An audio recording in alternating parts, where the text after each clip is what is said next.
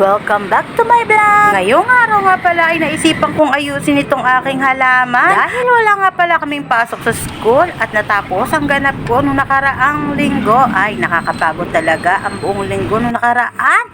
Sobra! Kaya naman ngayon, wala naman akong ginagawa. Kaya ito naman ang aasikasuhin ko, ang aking mga halaman. Maglalagay nga pala ako ng patungan dyan. At syempre, make sure na mahigpit ang pagkakalagay at pagkakatali. Dahil baka malaglag itong aking mga halaman ay pulutin ko sa baba, kaya kailangan todo suporta ang tali dito at make sure na matibay ang pagkakalagay ko.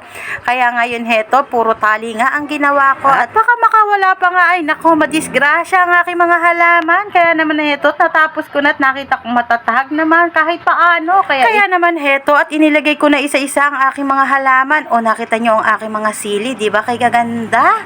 At itong aking talong, nailagay ko na nga pala lahat at naisalansan ko na, kaya naman itatali ko ulit sila isa-isa para kung sakaling madisgrasya, hindi agad malalaglag ang aking mga halaman. Ay, sayang naman talaga kung ito ay masisira. At naitali ko na nga palang lahat ang aking mga halaman. Opak, nakita niyo naman ang gaganda ng aking mga halaman.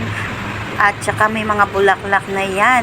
Yun nga lang, puro bulaklak. Ito nga palang aking sili ay namunga ng ilang piraso. Ito at ito pang isa. O, diba? Mapapakinabangan na ang aking mga halaman at may makukuha na ako kahit paano. Ito namang aking talong, ayan, puro bulaklak lang. Tapos wala na.